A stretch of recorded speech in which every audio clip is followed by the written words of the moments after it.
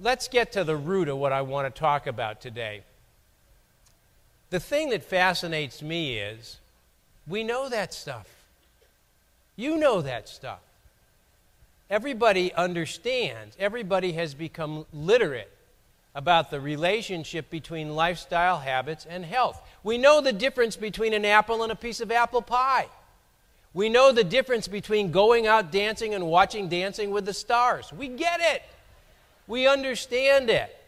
Well, if we get it and we understand it, then has cognitive understanding led to behavior change?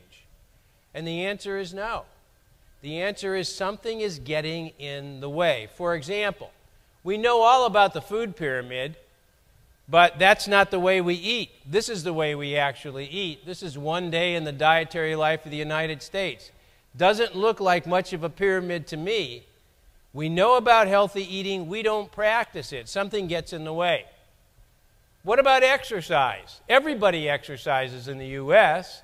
You can't buy a monthly magazine that doesn't have rippling abs on the front cover, doesn't have a Sports Illustrated model and about 4 inches of spandex looking really buff. Everybody exercises in the U.S. It's a myth. It's a myth. Americans do not exercise. What Americans do is buy exercise stuff.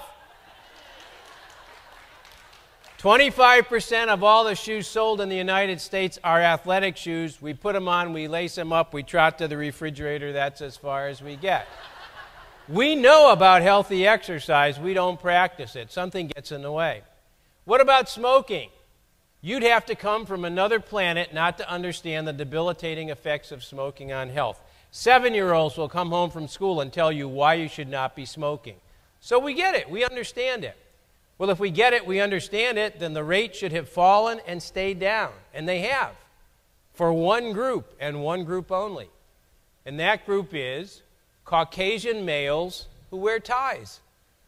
That's the only group that's cut smoking rates. When you look at minority, when you look at blue collar, when you look at women, the rates went down and they went back up again. We have more teenage girls smoking today than in 1960. Is it because we don't understand about tobacco? No, we understand. Something gets in the way.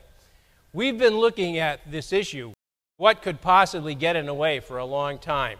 And the conclusion that we've drawn is that it is daily chronic stress. In fact, 89% of Americans say, I've just got way too much stress in my life. And the interesting thing in working with different groups and studies about this is that it's not the big ticket items that are stressing us. People are not stressed about Iraq. People are not stressed about their 401k. I'll tell you why we're stressed. Everybody's out of time, particularly women. Everybody is out of time. We're multitasking. We're trying to do more and more things in less and less time. Let me tell you about a conversation I had with an engineer, a female engineer at the Boeing company.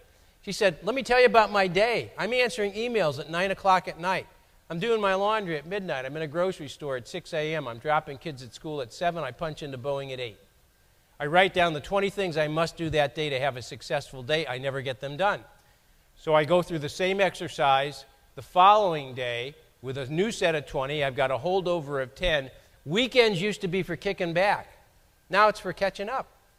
You do all the things on a weekend that you didn't get to do during the course of the week. Well, when you live with that kind of chronic stress that comes from constantly being out of time, you can know so much about the food pyramid that it's tattooed on your forehead, but M&Ms are lunch. When you're under stress, you light up cigarettes. When you're under stress, you don't go to the gym. So what we find is that stress has become a real player in terms of dietary and exercise compliance, in terms of doing the things that we know that we should be doing.